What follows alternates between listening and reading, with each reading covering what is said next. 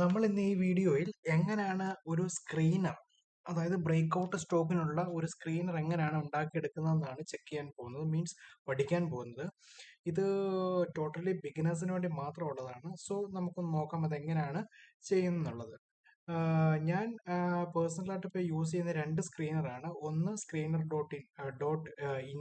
In എന്നുള്ള site, അതുപോലെ തന്നെ ചാർട്ടിംഗ് എന്നുള്ള സൈറ്റ്. ഈ രണ്ട് വെബ്സൈറ്റുകളാണ് ഞാൻ ഇപ്പോൾ ഉപയോഗിക്കുന്നത്. ഇത് രണ്ട് പെയ്ഡ് വെർഷനും ഉണ്ട്, ഫ്രീ വെർഷനും ഉണ്ട്. അപ്പം നമ്മളുടെ തൽക്കാലത്തേക്കുള്ള ഉപയോഗത്തിന് നമ്മൾ പഠിച്ചുകൊണ്ടിരിക്കുന്നതുകൊണ്ട് നമ്മളൊരു ഇനിഷ്യൽ സ്റ്റേജിലേക്ക് ഫ്രീ വെർഷൻ തന്നെയാണ് നല്ലത്. സോ ഞാൻ എങ്ങനെയാണ് ചാർട്ടിങ്ങിനകത്ത് ഇത് രണ്ടും ഞാൻ കാണിച്ചു തരാം.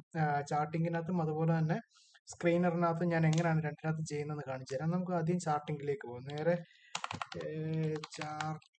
ചാർട്ടിംഗ് സ്ക്രീനർ അടിച്ചു കൊടുക്കുക. ഗൂഗിളിൽ അടിച്ചു കൊടുക്കുക. നേരെ വെബ്സൈറ്റ് വന്നു.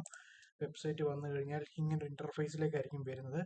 ഇവിടെ ഞാൻ ഓൾറെഡി ലോഗിൻ ചെയ്തിട്ടേക്കുന്നതുകൊണ്ടാണ് എനിക്ക് ഡീറ്റെയിൽസുകളൊക്കെ ഇങ്ങനെ വരുന്നത്. സോ നമ്മൾ നേരെ ആദ്യം നേരെ സ്ക്രീനറിലേക്ക് വരിക. ഇപ്പോൾ ഓൾറെഡി ഇവിടെ തന്നെ ഇത് ഇങ്ങനെ ആയിരിക്കും. നമ്മൾ കയറുമ്പോൾ തന്നെ ഇങ്ങനെ ആയിരിക്കും, ഒരു ഡിഫോൾട്ട് മോഡിലേക്കായിരിക്കും വരുന്നത്. അപ്പം നമ്മൾ ഇവിടെ തന്നെ ഓൾറെഡി ഒരുമാതിരിപ്പെട്ട സ്ക്രീനറും കാര്യങ്ങളെല്ലാം ഇവിടെ തന്നെ ഉണ്ട്. നിങ്ങൾക്ക് ഇവിടെ നോക്കിയാൽ മനസ്സിലാവും. ഇവിടെ തന്നെ ഒരുമാതിരിപ്പെട്ട എല്ലാ സ്ക്രീനറും ഉണ്ട്. ഇതിനകത്ത് ഏതെങ്കിലും സ്ക്രീനർ നിങ്ങൾക്ക് വേണമെന്നുണ്ടെങ്കിൽ നമ്മളുടെ ട്രേഡിങ്ങിനനുസരിച്ച് നമ്മളിവിടെ ഇവിടുന്ന് എടുത്താൽ മതി. ഇല്ല എന്നുണ്ടെങ്കിൽ നമുക്ക് ചെയ്യാൻ പറ്റും. നേരെ ഡാഷ്ബോർഡിൽ വരിക. ഡാഷ്ബോർഡിൽ വന്നതിന് ശേഷം ഇവിടെ സ്ക്രീനർ എന്ന് പറഞ്ഞൊരു സെറ്റപ്പ് ഉണ്ട്. നേരെ സ്ക്രീനറിൽ വരിക.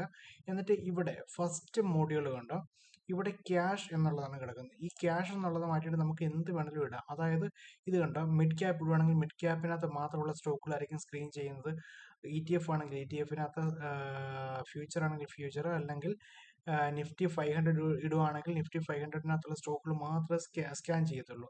ഇതിപ്പോൾ ക്യാഷ് ഇടുവാണെങ്കിൽ ഈ പറയുന്ന ഏത് സെഗ്മെന്റിലുള്ളതും ഇതിനകത്ത് കയറി വരും. സോ നമ്മളിവിടെ ക്യാഷ് ഇട്ടു. ഇവിടെ രണ്ടാമത് ഞാനിപ്പോൾ ആഡ് ചെയ്യാൻ പോകുന്നത് വോളിയമാണ്. നമ്മൾ ഏറ്റവും ആദ്യം പ്രധാനമായിട്ടും നോക്കുന്നത് വോളിയമാണ് നോക്കുന്നത്. ലിക്വിഡിറ്റി ഏറ്റവും കൂടിയുള്ള സ്റ്റോക്കാണ് നമ്മൾ നോക്കുന്നത്. ഞാനിപ്പം volume greater than or equal two numbers, ഞാനിവിടെ ഒരു 5 മില്യണ് മേലുള്ള സ്റ്റോക്കുകളാണ് നോക്കുന്നത്. 5 മില്യൺ എന്ന് പറഞ്ഞു കഴിഞ്ഞാൽ 50 ലക്ഷം.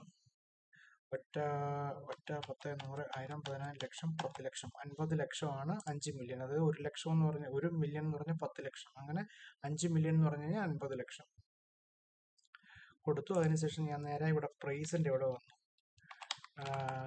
ഇവിടെ ഡെയിലി ക്ലോസ് വന്ന പ്രൈസ് വരും. Greater than or equal two numbers. ഞാനിവിടെ നോക്കുന്നത് ഒരു 50 രൂപയ്ക്ക് മേളിലുള്ള പ്രൈസ് ആയിരിക്കും നോക്കുന്നത്.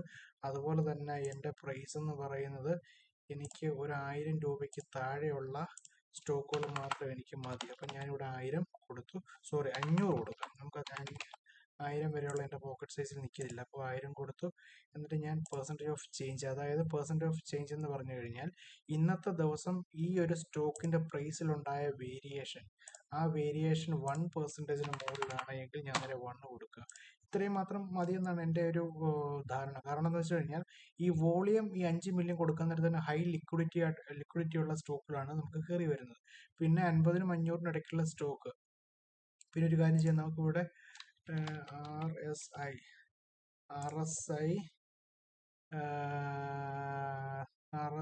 ഗ്രേറ്റർ ദാൻ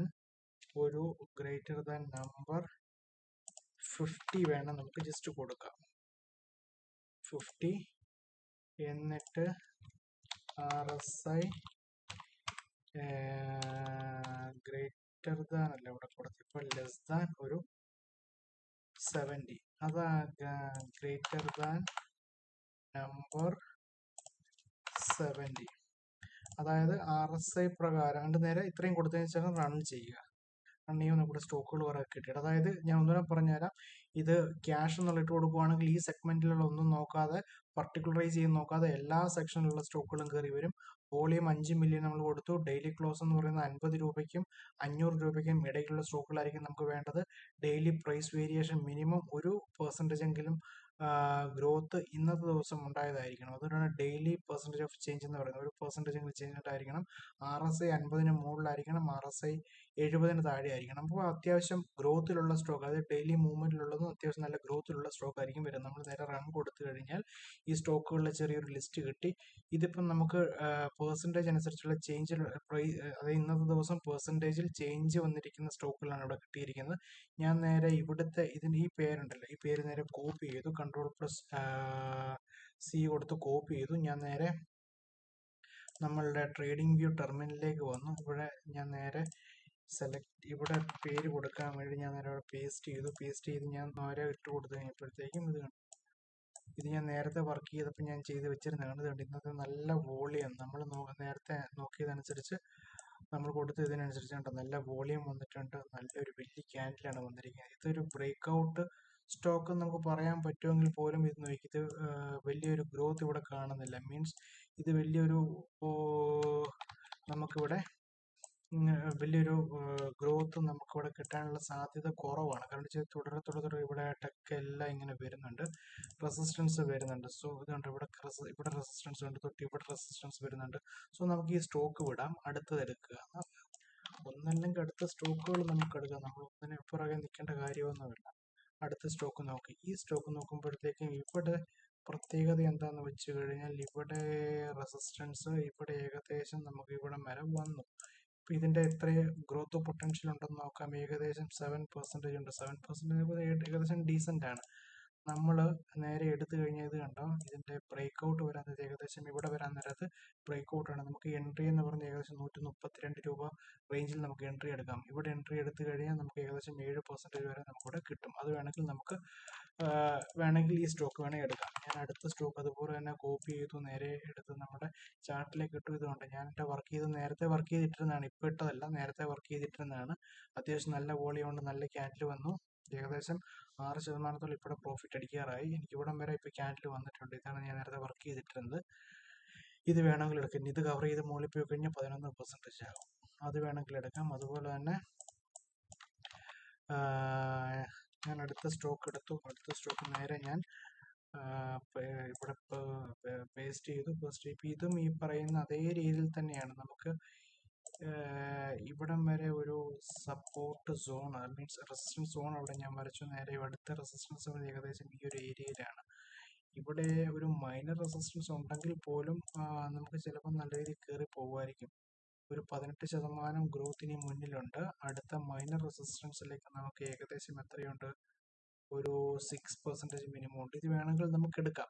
ഇങ്ങനെയാണ് ഒരു സ്റ്റോക്ക് എങ്ങനെയാണെന്ന് ബേസിക് ആയിട്ട് സ്ക്രീൻ ചെയ്യുന്നത് നിങ്ങൾക്ക് ഇപ്പം മനസ്സിലായി. എങ്ങനെയാണ് ഇവിടെ ചെയ്യുന്നത് കൃത്യമായിട്ട് ഞാൻ പറഞ്ഞു തന്നു.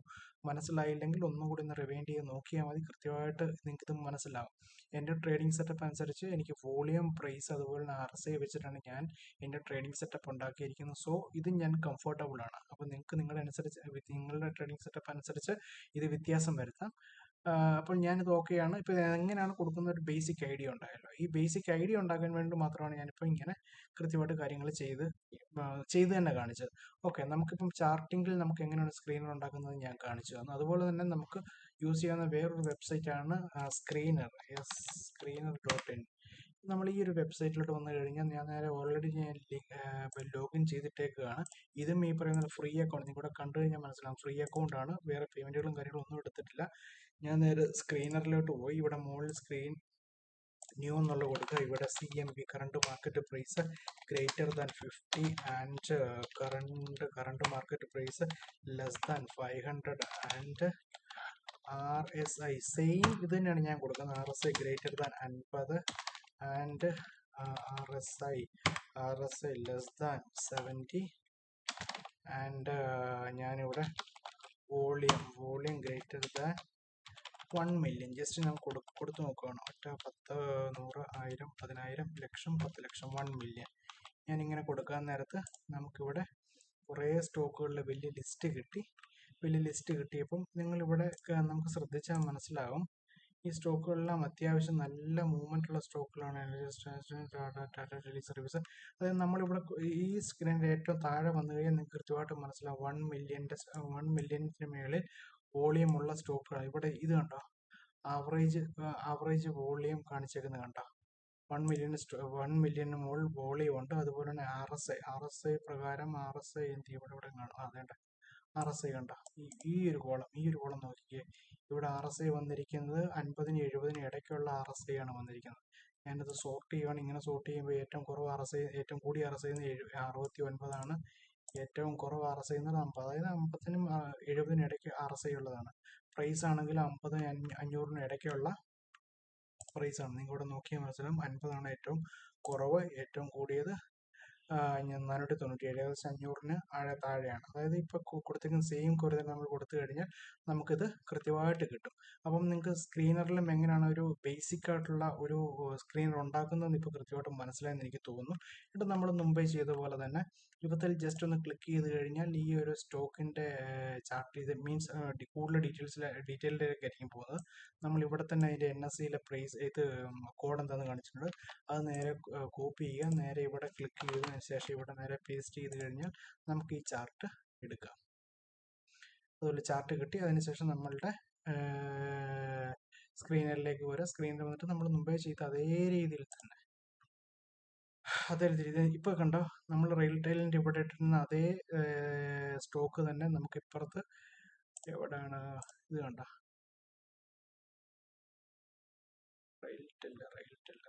റെയിൽടെൽ ഫസ്റ്റ് തന്നെ നമുക്ക് ഇവിടെ സ്ക്രീൻ ചെയ്തപ്പോൾ അതേ കിട്ടിയ സ്റ്റോക്ക് തന്നെ ഇവിടെയും കിട്ടിയിട്ടുണ്ട്. സോ ഇത് രണ്ട് ഏകദേശം ഒരേ രീതിയിലാണ് പ്രവർത്തിക്കുന്നത്. അപ്പം നമുക്ക് രണ്ട് സ്ക്രീനറിൽ ഏതെങ്കിലും ഒരു സ്ക്രീനർ മാത്രം നിങ്ങൾ ഉപയോഗിച്ചാൽ മതി. രണ്ടും ഉപയോഗിക്കണം നിർബന്ധമൊന്നുമില്ല. നിങ്ങൾക്ക് റെഫർ ചെയ്യാൻ വേണ്ടി രണ്ടും സൈമിൾട്ടേനിയസ് ആയിട്ട് കൊടുക്കാം. പക്ഷേ ഇത് രണ്ടും ഉപയോഗിക്കേണ്ട കാര്യമില്ല. നിങ്ങൾക്ക് ഏതെങ്കിലും ഒരു സ്ക്രീനർ മാത്രം വെച്ച് ഉപയോഗിച്ചാൽ മതി.